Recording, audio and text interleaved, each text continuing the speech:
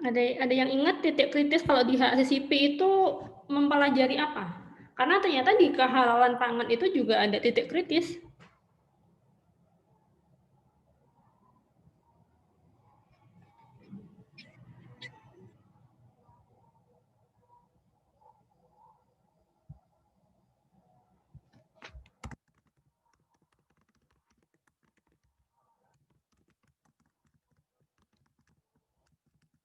Sama sekali nggak ada yang punya bayangan titik kritis itu apa?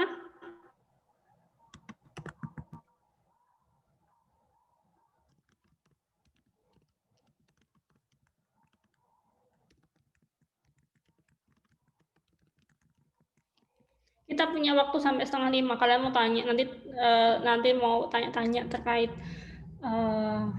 kehalalan pangan bisa banget. Kalau tadi pas kuliah nggak puas rasanya diskusinya bisa dilanjutkan saat praktikum. Ayo, apa titik kritis di HACCP?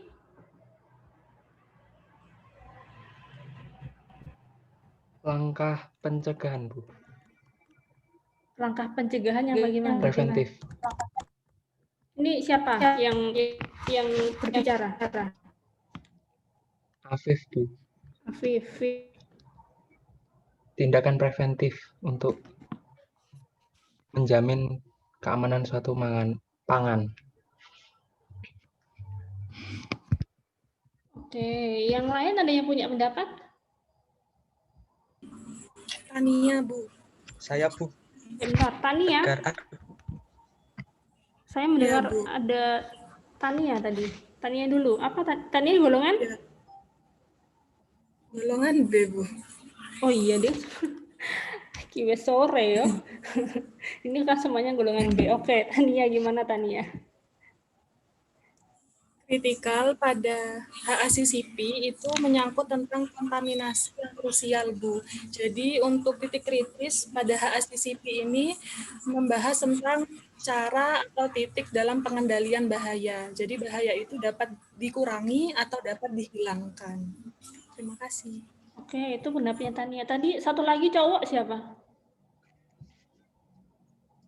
Saya, Bu. Namanya? Tegar. Tegar. Silakan. Tegar Prahara Aditya. Titik kritis pada HACCP itu mengidentifikasi, mengevaluasi, dan mengendalikan bahaya pada suatu bahan pangan bagi keamanan pangan. Oke, jadi secara keseluruhan jawaban dari 3 orang, dari Afif, Tania, sama Tegar ini sudah benar ya. Jadi titik kritis kalau pada HACCP itu lebih pada pengendalian pada bahaya, pengendalian dari bahaya. Pengendaliannya itu bisa tujuannya untuk mencegah atau mengurangi. Jadi kalau di HACCP untuk titik kritis itu ada di bahan baku sama ada di proses. Kalau di bahan baku itu misalkan bahan-bahan hewani, contohnya misalkan seperti ikan, daging, susu, itu kan cepat banget busuk, cepat terkontaminasi sama mikroba. Jadi bahaya bahan bakunya itu ada, terutama ada di bahan-bahan nabati. Kalau ada di bahan-bahan hewani. Kalau di bahan-bahan nabati itu kan seperti buah, sayur, itu kan tidak secepat bahan hewani kalau rusaknya loh ya, rusak secara mikrobiologi. Jadi kalau di HACCP di bahan baku yang jadi titik kritis adalah bahan hewani. Kemudian ada lagi titik kritis di prosesnya. Jadi prosesnya ini biasanya bertujuan untuk mengurangi bahaya mikroba. Misalkan proses pengolahan menggunakan panas. Contohnya misalkan perebusan, daging direbus. Tujuannya kan selain untuk biar matang, kan mikrobanya juga pasti akan mati sehingga aman untuk dikonsumsi. Gitu kan. Nah, kalau di halal, kalau kan sudah lihat nih materinya, bedanya apa sama dengan titik kritis di halal sama titik kritis di HACCP di keamanan pangan itu bedanya di mana?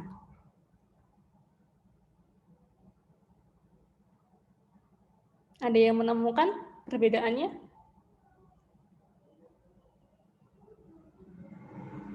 Lebih berat kalau misalkan di keamanan pangan itu titik kritis itu lebih berat di apanya, kalau di halal itu lebih berat di mananya?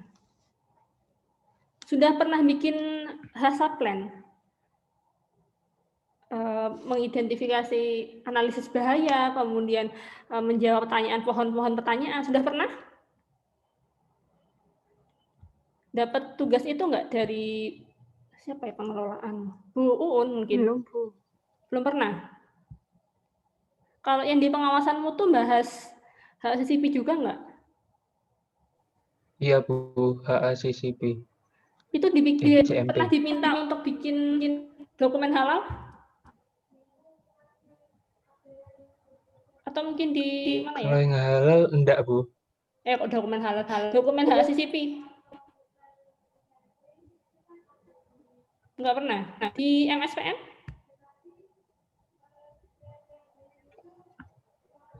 Kalau saya yang ngajar biasanya saya minta untuk bikin dokumen HACCP mulai dari halaman sampel hingga bagian belakang. Karena nanti ketika kalian PKL itu pasti akan disuruh bikin. Jadi ini Iya, kalau Bu, di kenapa? OTW. Iya, ini ada tugas HACCP itu Bu, buat dokumen HACCP. Nah, kalau kalian sudah pernah bikin dokumen HACCP, itu kan nanti kan kalian ada tahapan menentukan titik kritis melalui pohon-pohon pertanyaan. Jadi setiap bahan sama setiap formula, kemudian ada setiap tahapan proses itu kan dipertanyakan di pohon pertanyaan yang ujungnya nanti keputusannya adalah dia termasuk CCP atau titik kritis atau bukan. Nah, kalau di halal itu memang tidak ada pohon pertanyaan seperti itu. Tapi kita tetap bisa menentukan titik kritis di halal. Nah, sekarang bedanya kita menentukan titik selain dari apa ya? Apa yang kalian temukan? Perbedaan antara titik kritis di keamanan pangan sama titik kritis di kehalalan pangan. Kalau titik kritis di keamanan pangan itu lebih ke apa? Kalau yang di keamanan pangan lebih ke apa? Kalau yang kehalalan itu lebih ke apa? Ada yang punya pendapat? Atau kalian bingung dengan pertanyaan saya? Kalau kalian bingung ya bilang, oh saya bingung Bu, belum pahamnya di mana.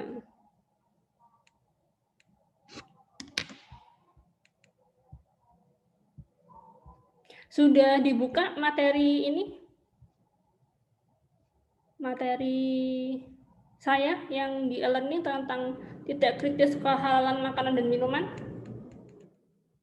Sudah dibuka? Nah, di situ yang di apa ya? Titik kritisnya itu lebih ke apa?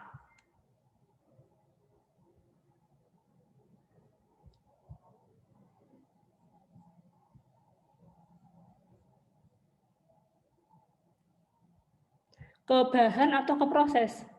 Lebih banyak membahas bahan atau lebih banyak membahas proses? Kalau yang di kehalalan. Bahan, Bu. Bahan yang digunakan. Iya, bahan.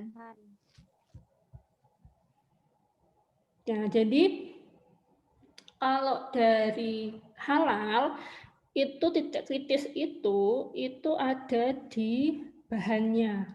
Lebih banyak ada di bahan. Titik kritis itu artinya kalau di kehalalan pangan itu titik di mana penentuan halal dan tidak, terutama ada di bahan baku. Kalau yang diproses itu paling kan hanya karena ada kontaminasi dari bahan kan, adanya kontaminasi dari bahan. Kalau itu yang ada di proses atau di alat. Jadi selama bahan yang digunakan itu halal, maka prosesnya bisa dikatakan 90% dia pasti halal gitu kan. Jadi kenapa titik kritisnya di kehalalan pangan terkait dengan bahan? Karena bahan ini yang menentukan dia halal atau haram. Beda dengan yang di HACCP, di keamanan pangan, titik kritis atau pengendali bahaya itu dari bahan bisa, bahan hewani atau dari prosesnya, misalkan seperti perebusan, penggorengan, pokoknya semua pengolahan yang menggunakan panas itu masuk ke titik kritis. Karena di pengolahan panas itu kan tujuannya untuk mengurangi bahaya. Nah, kalau tujuannya mengurangi bahaya, kalau kalian ini menelusuri di pohon pertanyaan itu nanti ujungnya adalah keputusannya adalah mesti CCP. Nah, kalau yang di kehalalan itu di bahannya. Jadi dokumen yang harus dipenuhi kalau kita mau mensertifikasi atau mengajukan sertifikasi itu pasti ada yang namanya apa ya, dokumen daftar bahan yang digunakan apa aja. Ada halalnya enggak? Kalau enggak, ada syaratnya seperti apa, itu harus lengkap. Oke, sampai sini ada yang ingin ditanyakan? Karena waktunya panjang, kalian boleh menanyakan apapun. Kalau bisa saya jawab, kalau nggak bisa saya tanyakan ke yang ahlinya dulu.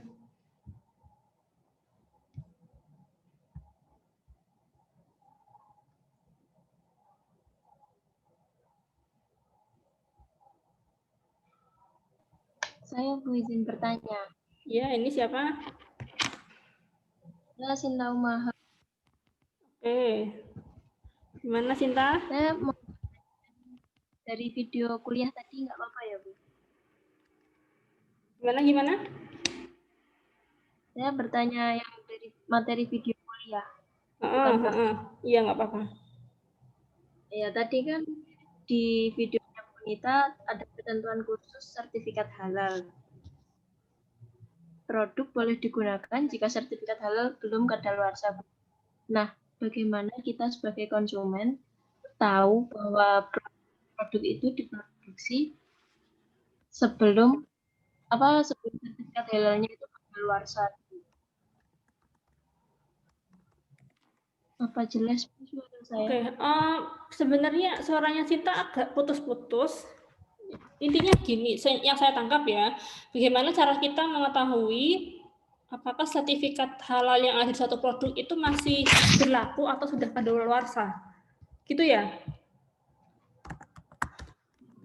Iya, betul. Ya.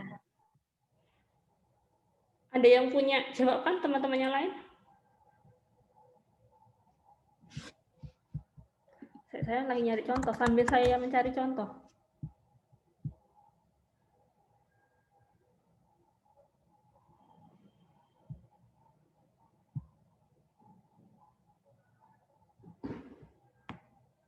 Oke, ini kalau saya sudah menemukan. Yang lain, pernah nggak sih kalian ngecek produk yang kalian beli itu halal atau tidak? Selain lihat dari kemasannya. Karena gini, ada beberapa produk yang dia itu halal, dia itu punya sertifikat halal, tapi di kemasannya tidak dicantumkan. Dan memang dari produsennya itu sengaja memang tidak mencantumkan itu. Karena sasarannya kan tergantung ya, mau disasar ke siapa. Mau disasar ke siapa, kan tergantung. Jadi kalau nggak salah, apa ya dulu itu, sampo apa-apa gitu loh, saya lupa. Itu dia halal tapi dia tidak mencantumkan ini logo halalnya, tapi dia punya sertifikat halal. Karena kalau menurut produsennya itu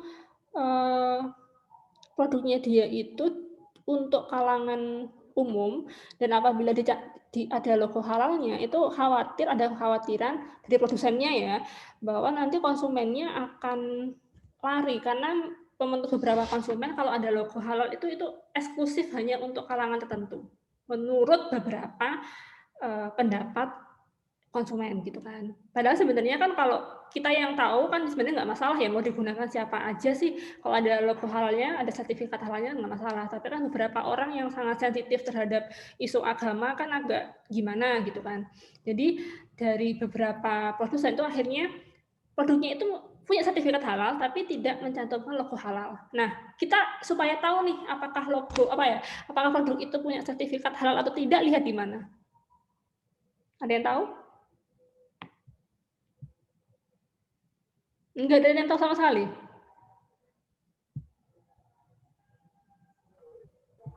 Gimana, Bu? Jadi gini, bagaimana supaya kita tahu produk yang kita beli itu halal? Di produk itu tidak ada logo halalnya. Tapi produk itu halal. Gimana kita bisa tahu? Misalkan nih, anggaplah ini Dicari. apa? Di apa? komposisinya, Bu. Ini yang jawab siapa? Yang jawab komposisi siapa? Yang jawab komposisi tadi siapa? Dendio Tegar, Bu. Dendio, Bu. Kalau Dendio melihat komposisinya. Tapi kalau misalnya komposisinya kayak gliserol kan masih tanda tanya juga dia halal atau haramnya. Gliserolnya dari mana gitu. Ada yang punya ide lain selain melihat komposisi? LPPOM-MUI, Bu. Iya, terus lihat MUI-nya terus gimana? Itu biasanya ada nama produknya, Bu. Sampai gini, Novia. Apa hubungannya LPPOM MUI sama produknya? Di situ ada tulisan cek produk halalnya, Bu. Di LPPO. Biasanya kan kalau kita tanya, Bu, itu tinggal. Ada yang mau ngasih demo nggak? Sudah saya buka untuk siapa yang mau share screen. Ada yang mau demo cara mencarinya?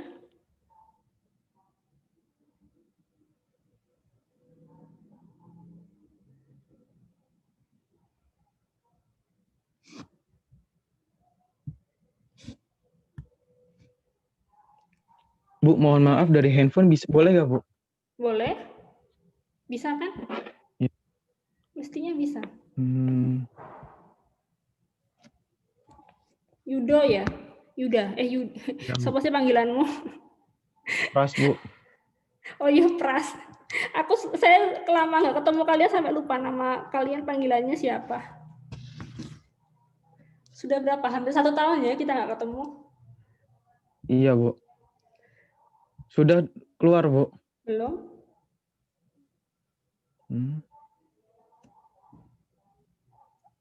Oh ini udah keluar. Di sini ada LPP MUI, Bu. Dipencet cek produk halalnya. Nah, terus kita cari dari nama produknya. Di situ ada nama produk, nama produsen, sama nomor sertifikat. Kita cari misalkan nama produk. Di sini misalkan kita cari Indomie. Aduh, hujan-hujan makan Indomie kayaknya enak banget ya. Nah, ini langsung keluar, Bu. Dari serinya, rasanya, terus Indomie apa, rebus atau goreng. Di sini ada nomor sertifikatnya semua. Coba klik detail, ada apa itu di detail? Di sini ada nama produsen, terus expired date, tanggal expired, terus nama produk sama nama sertifikat. Jadi sudah ketahuan ya kalau kita tadi pertanyaan si siapa Novia, kita mau lihat sertifikatnya itu masih berlaku atau tidak, itu cara ngeceknya di sini di Halal MUI tadi. Tadi siapa yang tanya? Dendio? Siapa? Bukan di Sinta ya yang tanya. Sinta kan nanya gimana cara kita ngecek sertifikat halal itu masih berlaku atau enggak. Nah, itu kan sudah didemokan sama Pras, kita bisa ngeceknya itu melalui Halal MUI. Kan kenapa di Halal MUI? Karena yang berlaku sampai sekarang mayoritas itu adalah sertifikat yang dari MUI. Yang dari BPJBH itu mayoritas itu masih dalam proses sertifikasi gitu. Jadi yang beredar di masyarakat paling banyak itu adalah yang ada logo Halal MUI, dan itu bisa kita cek di webnya MUI. Kita nanti akan tahu apakah di sertifikat itu masih berlaku atau tidak. Biasanya gini, kalau misalnya kita contohnya misalkan tanggal berakhir sertifikat itu adalah 1 Desember 2020 misalkan. Kemudian produsennya itu mau mengajukan sertifikasi itu jauh-jauh hari, misalkan dari bulan September 2020 itu sudah mengajukan sertifikasi ulang gitu kan. Maka nomor sertifikatnya itu sama. Itu sama. Tapi kalau misalkan nih produsennya itu sertifikasi ulang tapi sudah melewati batas tenggat waktu sertifikat, misalkan dia sertifikat ulang itu tanggal 1 Januari misalkan, baru dimulai Januari 2021, maka nanti nomornya itu akan berbeda. Nah, nomor yang berbeda itu akan rugi di produsennya, rugi di ini loh apa labelnya. Kan kalau produsen itu bikin label kan langsung sekalian banyak. Kalau nanti ada perubahan nomor, itu kan otomatis mereka mau nggak mau harus nyetak kemasan ulang. Nah, itu mereka yang akan rugi. Jadi itu juga sebagai apa ya komitmen dari produsen untuk melakukan sertifikasi ulang itu sebelum jatuh tempo supaya nomornya nggak berubah. Oke, sampai sini bisa dipahami ya, terutama Sinta tadi yang nanya. Bener ya Sinta ya yang nanya ya? Iya, Bu, sudah, Bu. Terima kasih. Oke. Yang lain ada yang mau bertanya?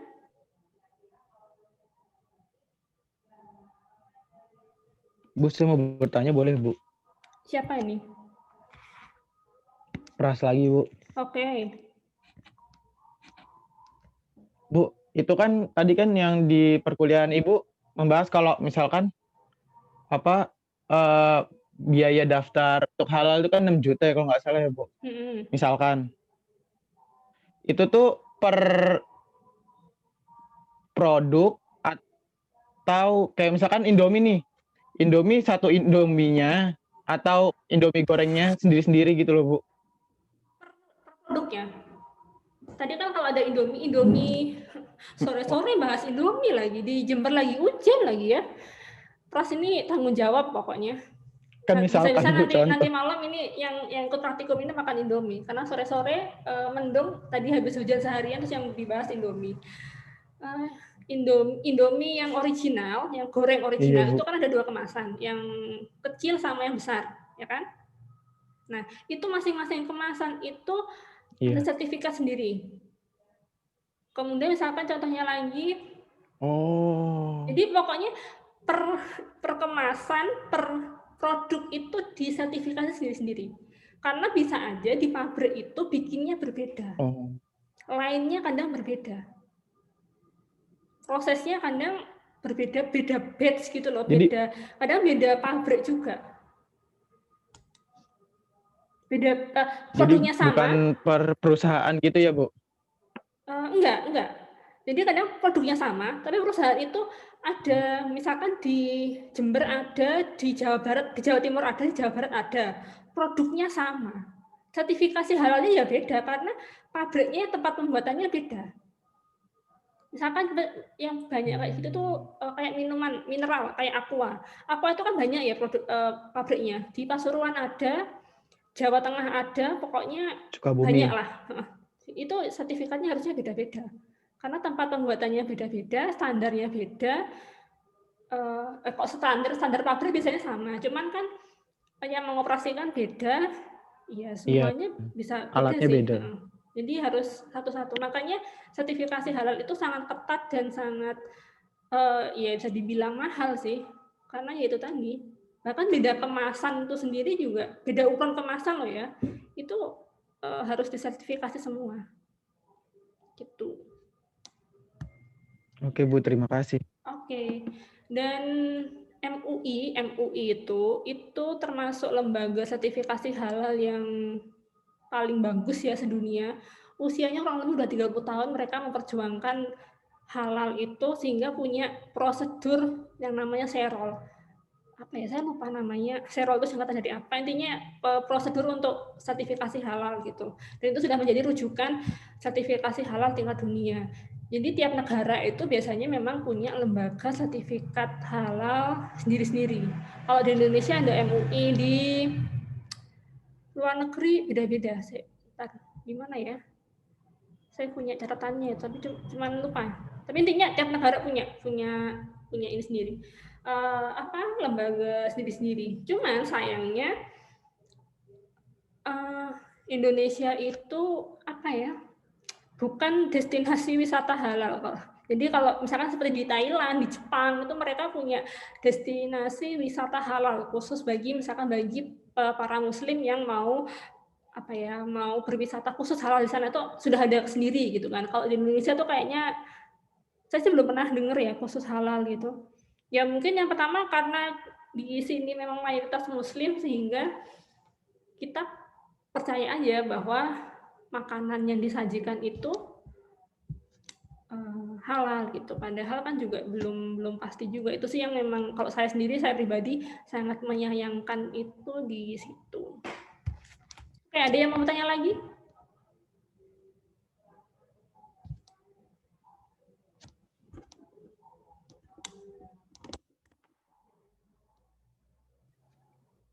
Bu izin bertanya. Ya, ini siapa? Afif, Bu. Gimana Afif? Kan ini Bu, ada minuman Jepang itu namanya ramune. Nah, itu minuman itu mirip sama spritnya orang Indonesia gini Bu, dari perisa jeruk, lemon sama karbonasi jeruk nipis. Nah, tapi kan kalau masuk di Indonesia itu enggak ada halalnya gitu Bu. Sebenarnya kalau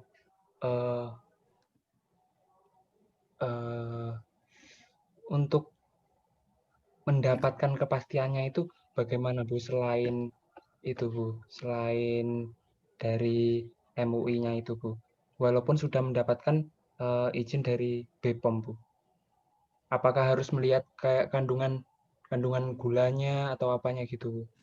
Kan kadang gulanya bisa dari bit atau dari tebu itu Bu. Oke. Ini saya baru browsing karena juga baru dengar ya yang namanya ramune itu. Kalau dari yang saya browsing ini, ramune itu merupakan minuman berkarbonasi khas Jepang, gitu ya, seperti model Sprite, Fanta dan lain sebagainya kalau di Indonesia. Dan di sini saya lihatnya di Wikipedia ya, itu ada flavornya. Jadi flavor inilah yang justru menjadi titik kritis dari minuman ini. Ya, jadi titik kritisnya itu ada di flavor-flavornya. Itu pasti kalau kita mau bikin flavor itu rumit karena misalkan flavor jeruk gitu ya. Itu kan berarti kita harus mengambil senyawa yang ada di jeruk kan. Yang ada di jeruk kita masukkan ke suatu makanan. Itu yang pertama. Atau yang kedua, kita membuat flavor sintetis yang menyerupai jeruk. Yang aroma itu adalah aroma jeruk. Nah, pada pembuatannya dua cara itu semuanya pasti menggunakan pelarut. Nah, pelarutnya itu bisa sifatnya bisa yang larut atau suka air, misalkan seperti aquatis itu kan suka sama air, atau pelarut yang non polar atau yang tidak suka dengan air. Bisa saja itu bisa menggunakan, salah satunya bisa menggunakan alkohol. Nah, kalau alkohol kan juga jadi pertanyaan juga, alkoholnya nanti dari mana gitu kan. Apakah alkoholnya itu turunan dari Hummer atau dari yang non-Hummer? Kalau yang dari Hummer, kalau dari MUI pasti tidak akan memperbolehkan untuk, atau pasti tidak mendapat sertifikat halal. Kalau dari yang non-Hummer masih bisa. Jadi kalau tidak ada sertifikat halalnya juga tidak bisa dijamin bahwa produk itu halal, meskipun yang tidak bersertifikat halal itu juga belum pasti kalau haram. Kalian paham nggak yang saya bilang? Paham Bu. Nanti ya.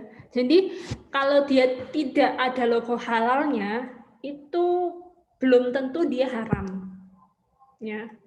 Tapi alangkah lebih amannya kalau kita kan sebagai yang terutama bagi yang Muslim itu akan lebih tenang kalau ada kepastian dia itu halal atau tidak, gitu. Tapi dari sini bisa dipahami ya. Siapa tadi? Afif? Iya Bu. Nah, sekarang saya tanya, kemudian saya yang tanya. Itu. Di Jember itu ada, yang di Jalan Karimata, di dekatnya pertigaan sebelum, kalau dari Poltek mau ke arah Unmuh, kanan jalan, itu kan ada warung apa? Mie itu yang terkenal. Mie Kober, Bu. Mie Kober. Tahu nggak menu-menunya di sana apa? Saya belum pernah masuk soalnya. Iya, Bu, tahu, Bu. Apa? Mie setan, mie iblis. Terus nama setan, Bu. Es tuyul, gendruwo, pocong.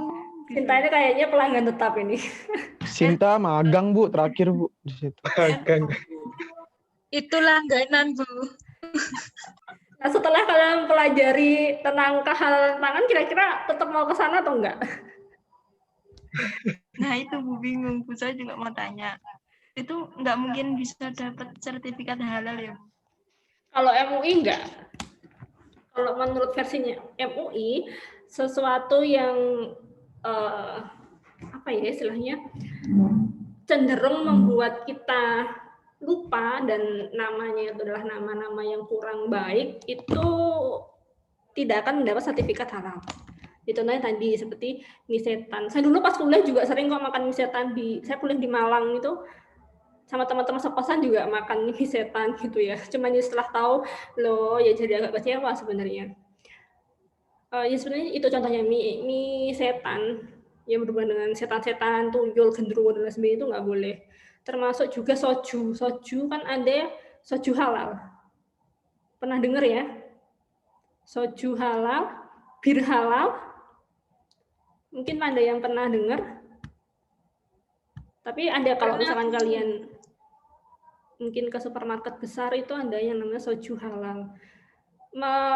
Meskipun dari bahannya sebenarnya dia itu halal, tapi karena namanya dia soju itu yang menyebabkan tidak akan mendapat sertifikat halal dari MUI. Karena nanti akan membuat kita itu berpikir, oh ternyata soju itu sebenarnya halal loh. Padahal kalau soju yang asli itu haram. Tapi karena namanya itu adalah sama-sama soju, ya nggak bisa gitu. Jadi mau nggak mau produsen harus merubah nama lain gitu lah. Jangan dikasih nama soju supaya ini benar-benar berbeda dengan soju. Gitu. Karena lagi drakor, lagi rame, kemudian di drama Korea misalnya kan mereka minum soju di pinggir jalan gitu ya. Terus akhirnya kan orang-orang masyarakat Indonesia jadi pengen ngerasain soju itu kayak apa gitu. Tapi kalau misalnya ada yang produksi soju halal, itu kalau dari MUI tidak akan pernah mendapat sertifikat halal. Nah, kalau kalian kembali lagi ke kalian, apakah kalian mau mengkonsumsi atau tidak, itu kembali ke pribadi masing-masing.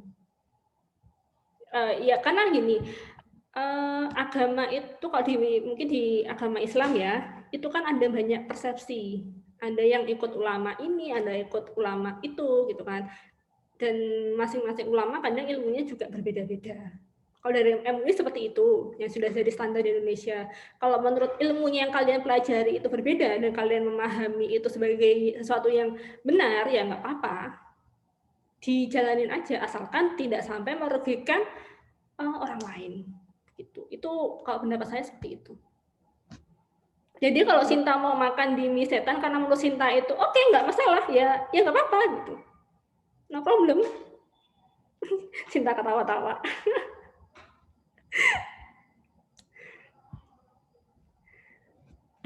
Berarti itu menurut keyakinan aja ya, kalau nggak ada dari MUI. Ya iya, pokoknya gini, berdasarkan keyakinan dan sebelumnya itu kalian memang sudah belajar gitu loh. Bahwa apa yang kalian yakini itu benar, bukan hanya sekedar saya ingin membenarkan kemauan saya. Karena menurut saya misalkan makan di mie setan itu adalah enak dan saya meyakini itu baik, ya udah saya makan di sana aja. Tapi itu kan hanya berdasarkan keyakinan saya. Tapi kalau misalkan ada ulama lain yang memang keyakinannya sama dan ternyata ulama itu misalkan nih punya runut ilmu hadis yang sahih dan kamu mengikuti, ya nggak masalah gitu loh. Saya tekankan lagi, apapun yang kalian yakini itu adalah ada ilmunya. Kalian belajar berdasarkan ilmu agamanya iya, ilmu produksinya juga iya, ilmu dunianya juga iya, sehingga kalian akan tahu oh ternyata misalkan tadi kenapa mie setan itu kalau MUI nggak memperbolehkan atau tidak akan mendapat sertifikat halal. Kemudian kenapa yang seperti ini itu boleh, kenapa yang enggak? Itu kan ada dua versi. Yang pertama adalah versi agama, yang kedua adalah versi dunianya. Jadi kalian harus tahu dua-duanya. Makanya kenapa untuk menjadi auditor halal itu harus orang yang berwawasan, harus orang yang pintar dan spesifik di bidangnya. Karena orang-orang seperti itu tuh tahu secara ilmu dunianya. Saya itu tahu kalau dunia seperti ini, oh ternyata untuk membuat vitamin itu harus begini-gini, harus menggunakan enzim ini. Saya tuh tahu, tapi kadang kalau sudah ditanyain masalah agama, saya kan bingung apakah memang beneran ini halal atau tidak.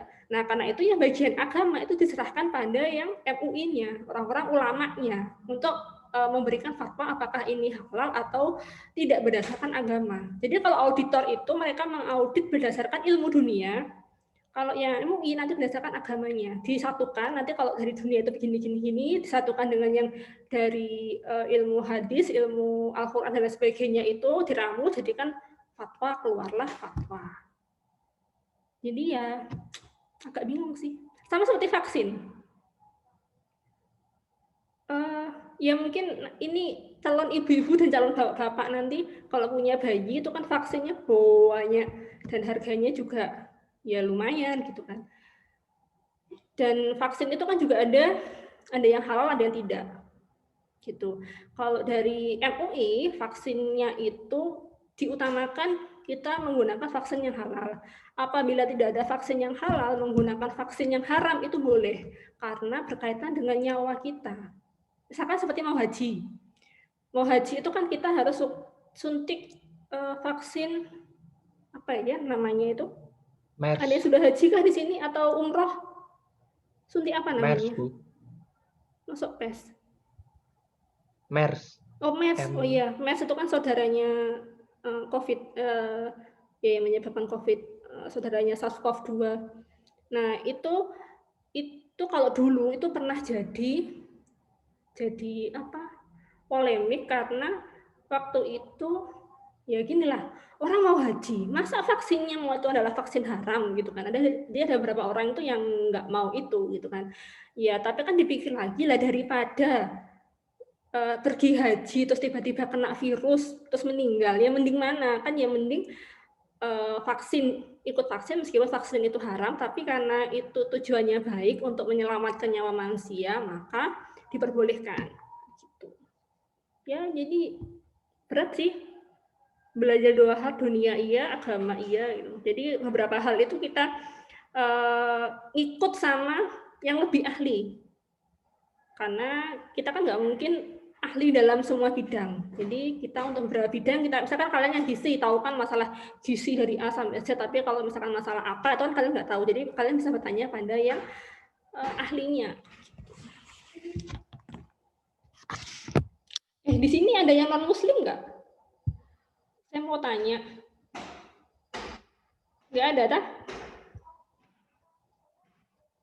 Desi itu, Bu. Nggak ada.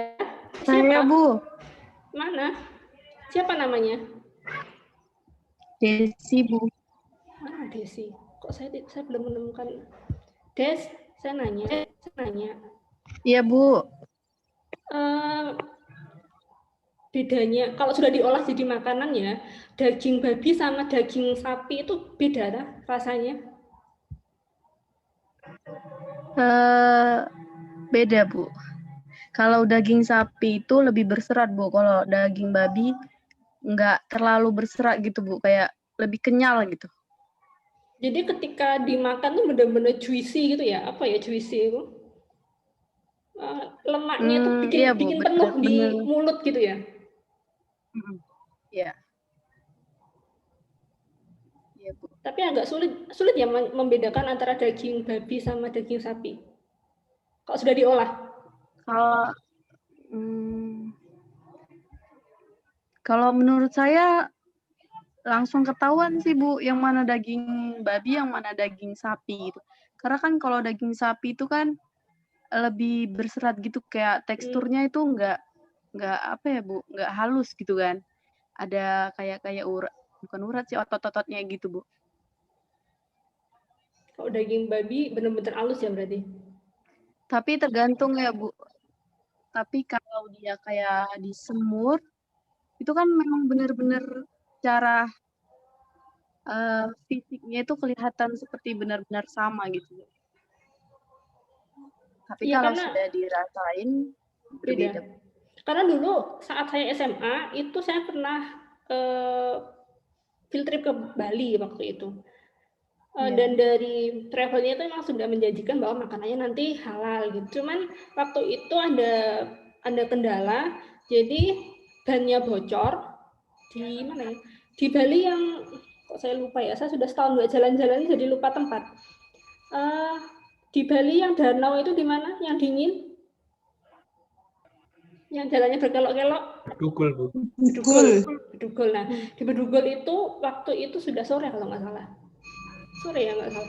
Nah, itu sangat kabut, terus jalannya susah kelihatan gitu. Akhirnya mau nggak mau kita turun dari Bedugul itu kan lambat. Sampai Denpasar itu udah terlalu malam kalau nggak salah. Pokoknya kita nggak bisa berhenti di tempat makan yang seharusnya. Jadi kita makan di tempat restoran di jalan dadak gitulah intinya. Terus di situ kan disajikan ya makanan gitu kayak saya ngikut aja, tapi rasanya emang beda sih. Iya benar sih yang disebutkan sama Desi itu. Jadi daging babi itu jauh lebih nikmat, lebih apa ya? Benar-benar halus gitu loh. Saya nggak pernah merasakan daging sapi seperti itu soalnya. Saya waktu itu curiga, apa ini beneran sapi? Kok gini rasanya? Cuman ya karena sudah lapar waktu itu ya dimakan aja. Akhirnya baru setelah sampai rumah itu teman-teman yang lain baru bilang kalau itu bukan daging sapi, itu daging babi. Oh, ya ampun. Tapi karena kita nggak tahu ya udah, gitu kan tahunya kan sudah beberapa hari setelahnya, ya sudah. Masa mau dikeluarkan kan ya nggak mungkin ya. Jadi dikeluarkan dalam bentuk feses tapi bukan lewat mulut. Oke, sampai sini ada nanyakan?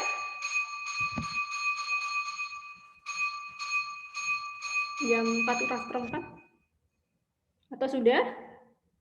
Sudah cukup? Bu, saya penasaran sama pertanyaannya ini. Iya, apa, Desi? Jadi Bu, kemarin kan ada bukan saudara sih, tetangga. Jadi kan saya non Bu, tetangga saya itu Muslim. Nah, terkena DBD gitu Bu. Jadi menurut yang sudah pernah dilakukan itu, maksudnya saya pernah kena DBD ini keluarga. Jadi dikasih minum sop anjing. Nah, cepat Bu naikkan trombositnya gitu. Nah, terus tetangga saya ini tanya kemarin, itu apa obatnya kok bisa cepet gitu kan. Terus kami bilang daging anjing gitu. Nah, kalau kayak gitu itu Bu berarti nggak apa-apa ya Bu. Jadi mereka itu konsumsi daging anjing gitu Bu. Kan itu nggak halal. Gini, kalau kasusnya kan mirip kayak vaksin tadi ya.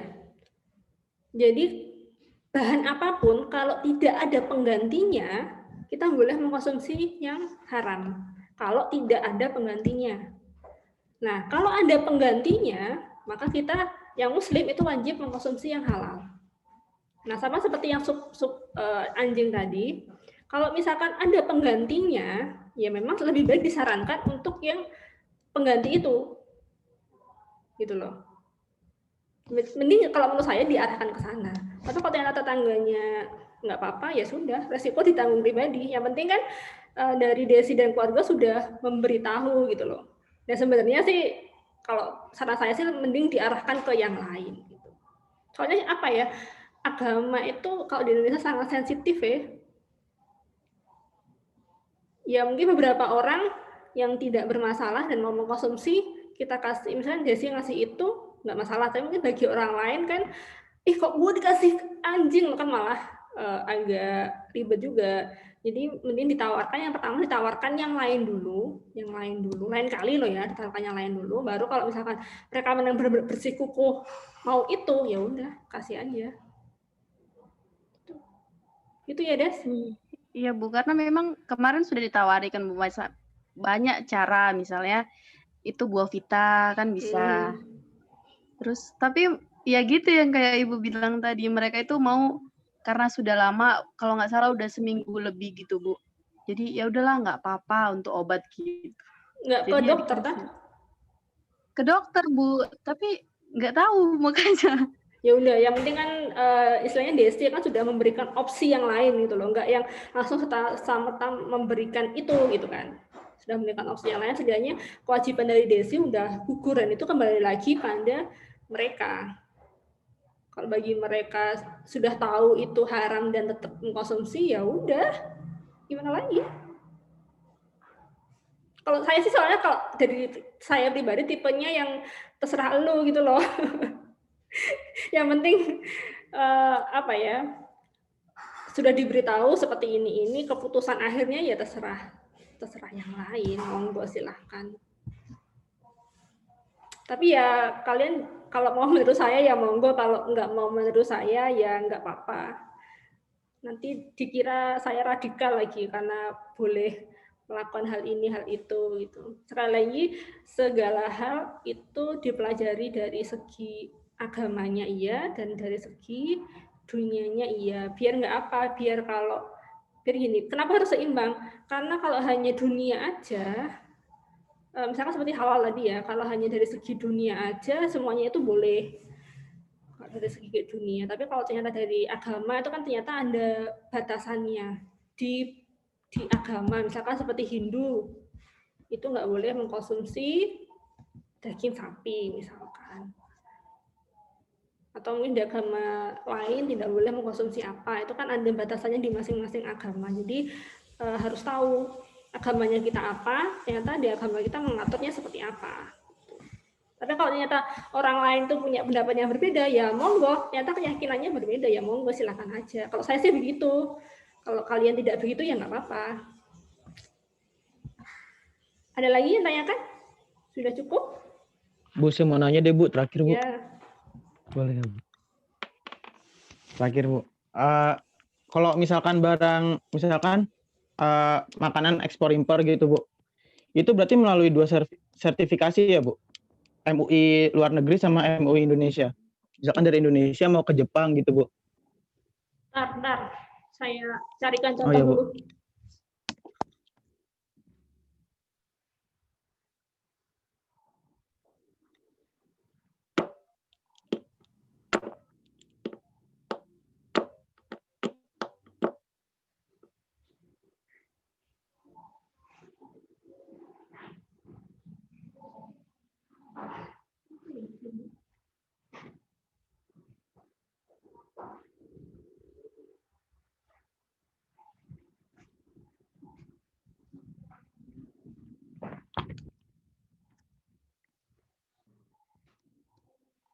Udah ketemu, untung belum tak buang. Karena saya menemukan benda unik. Apa itu? Bentar. Saya tuh membelinya tuh cuma gara-gara kemakan sama labelnya.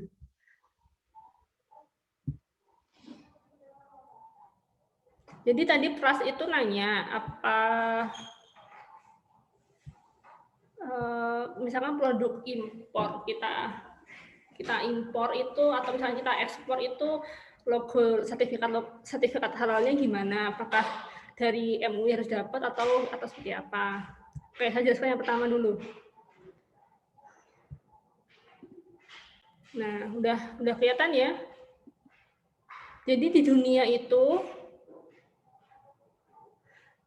ada banyak lembaga halal.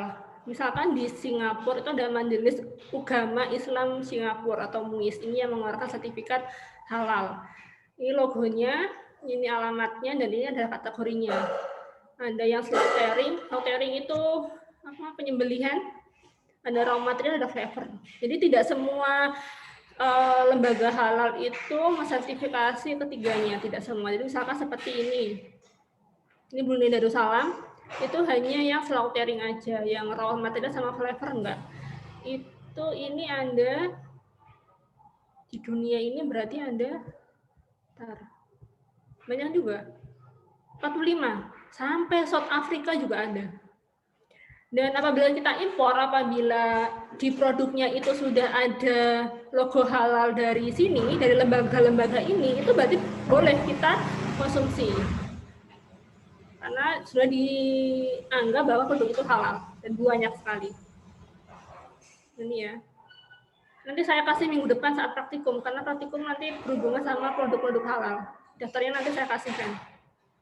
Intinya kalau misalkan kita mau ekspor misalkan ke Korea gitu ya, produknya adalah Indomie tadi. Indomie sudah dapat sertifikat halal dari MUI, diekspor ke Korea, ya orang Korea orang Korea yang Muslim itu nggak apa-apa mengkonsumsi Indomie itu. Atau misalkan produk, saya stop scan. Ini saya nemu ini di Indomaret, saya beli cuman gara-gara Dia itu produknya Korea. Ini kelihatan nggak? Dia diproduksi oleh Puren dari Jeollabuk-do. Jeollabuk-do yang mana ya? Pokoknya dari Korea sana lah, daerah Jeollabuk. Itu diimpor oleh PT Corinus dan dia sudah mendapatkan izin edar dari Badan POM dan dia ada logo halalnya dari MUI. Ini adalah produk dari Korea. Saya beli ini cuman gara-gara ada logo halal. Ada produk, ini adalah produk Korea asli dan dia mendapat logo halal maupun dari Badan POM. Dua-duanya dia dapat. Saya beli cuman karena itu. Dan itu ya nggak apa-apa. Jadi kalau misalkan impor kemudian disertifikasi di Indonesia, itu boleh. Atau disertifikasi di negaranya, kalau diimpor di Indonesia, itu juga boleh.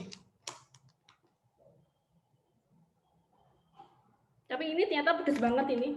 Dan saya nggak apa ya, kalau saya dibilang suka pedes juga enggak. Tapi sungguh ini pedesnya, aduh, mengerikan. Coba kalau kalian suka pedes coba aja. Tapi ini harganya nggak mahal sih, 38.000 kalau nggak salah. Di Indomaret itu nggak ada harganya. Jadi saya agak kaget ketika tahu harganya. Cuman karena saya saking penasarannya, akhirnya saya beli. Cuman kalau di sini itu di Jakarta kayak cari masker, Bu. Masker ya, maskernya masker kain aja. Enggak, itu kayak nyari masker, Bu, nyari topoki di Jakarta, Bu. Di Indomaret. Diserbu orang banyak, Bu. Ini. Iya, Bu, itu. Ini saya belinya di Indomaret dekat kampus loh, yang Indomaret apa itu? Ya, yang Indomaret gede. Yang kalau ya itulah dekatnya POM itu masih. Oh iya, Bu. Tapi kalau ini dari kemasannya semuanya sudah ada bahasa Indonesianya di belakangnya kalau kalian lihat. Jadi memang kayaknya dari produsennya itu memang sengaja apa ya, mengekspor ini ke Indonesia karena memang dari ingredient itu ada versi Korea, versi bahasa Inggrisnya sama versi Indonesia. Ini juga ada logo HACCP-nya di sini kalau kalian ini ada logo HACCP, ada logo. Oh ini kemasannya ini. Ini ada Badan POM-nya di sini. Ini ada kelihatan kecil mungkin. Terus di atasnya ini ada BPOM. Tapi ini tulisannya ML, baca produk luar negeri, kodenya ML. Karena sekarang lagi banyak produk-produk yang masuk, baik dari Korea, dari Cina. Cina juga banyak sih, kalian bisa lihat mana sudah sertifikasi halal atau belum. Dan sertifikasi halalnya dari mana? Apakah dari Indonesia atau dari luar negeri?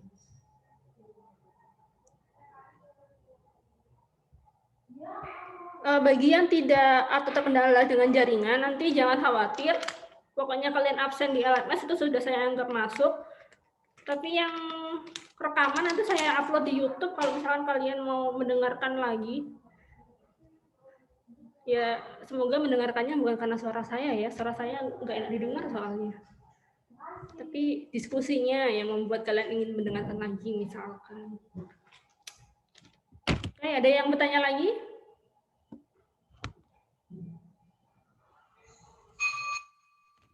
Ini gede banget gitu loh tulisannya.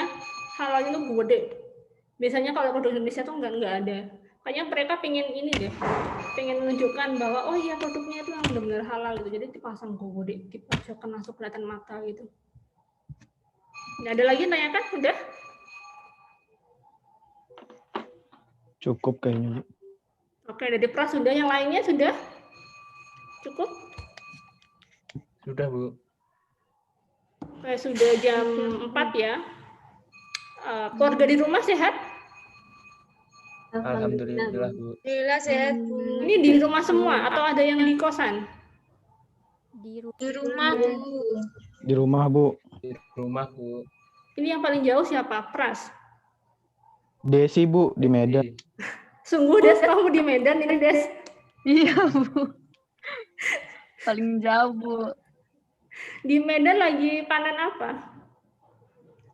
Rambutan. Buah rambutan paling banyak, Bu. Tapi di Medan ini ya, nggak tahu sih, tapi menurut saya Sumatera itu kulinernya jauh lebih enak daripada di Jawa. Atau mungkin karena saya sudah bosan dengan kuliner di Jawa ya. Jadi kalau di Sumatera itu beneran ini loh, bumbunya itu kuat banget gitu loh. Ya nggak sih, Des? Kalau dibandingkan dengan Jember? Iya, Bu. Cuman lebih pedas-pedas gitu. Ya sih, kalau Jember tuh lebih asin. Oh iya, ada yang lucu. Aduh, ini udah, kalian udah, tadi udah kesepakatannya udah selesai, tapi saya masih ada cerita lucu. Tentang halal juga. Saya tuh pernah beli seblak di Jalan Karimata. Kalau sekarang udah nggak ada sih, warungnya udah nggak ada. Tapi dulu itu pernah saya beli seblak di situ. Ya tahu ya seblak Jember itu kayak apa yang basah berkuah itu. Terus saya bilang ke mbaknya, Mbak saya nggak pakai micin atau nggak pakai vitsin.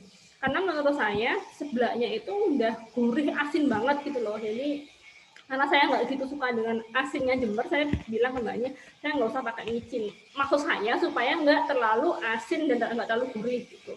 Waktu itu ada bapak-bapak yang pesen juga, dan bapaknya itu juga sama tanpa micin. Bapaknya itu tanya, Mbak kenapa nggak pakai micin gitu? Saya bilang enggak Pak, cuman biar nggak terlalu asin aja gitu. Terus bapaknya bilang, saya juga nggak pakai micin, Mbak, nggak pakai vitsin.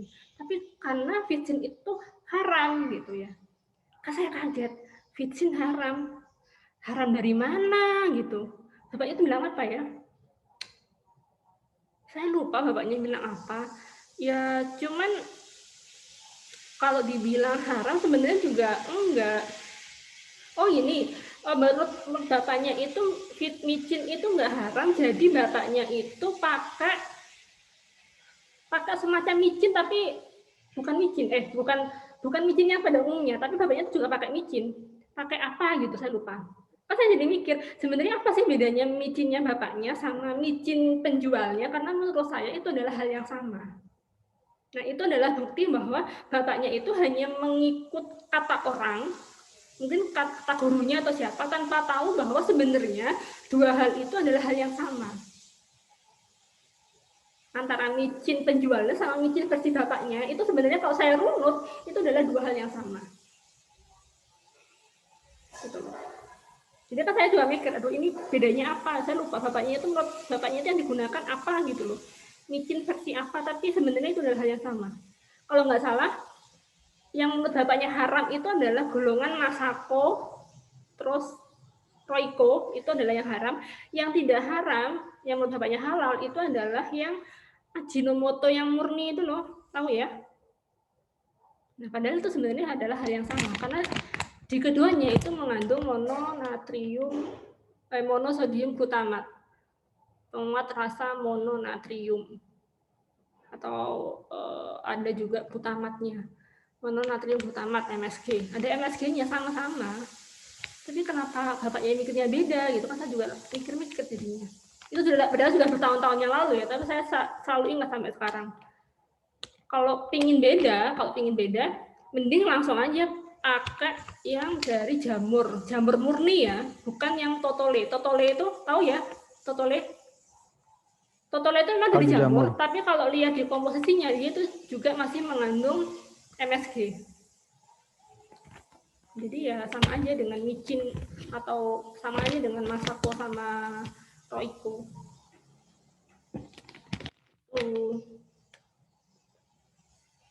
Tapi kalau dari titik kritis, MSG itu juga termasuk titik kritis dari produk pangan, karena pembuatan MSG itu menggunakan bakteri. Nah, bakterinya dari mana, medianya apa, itu yang jadi pertanyaan. Kayaknya kalau cerita dari saya udah, dari kalian udah fix ya, nggak ada pertanyaan? Oke. Iya, Bu, belum ada. Kalau tidak ada, semoga kalian dan keluarga dalam keadaan sehat, dan semoga kita juga bisa bertemu segera. Nggak tahu kapan, tapi ya semoga lah. Semoga bisa ketemu. Kampus sepi rasanya. Sepi sekali. Parkiran tuh sepi. Paling ramai, paling juga parkiran pegawai yang agak penuh. Sampai parkiran mahasiswa itu sepi. Paling cuman satu baris gitu kalau ada mahasiswa yang ke kampus. Udah ya, saya tutup ya. Ya, Bu. Oke. Saya akhiri, terima kasih. Wassalamualaikum warahmatullahi wabarakatuh. Waalaikumsalam warahmatullahi wabarakatuh. Terima kasih, Bu. Dadah. Terima kasih, Bu.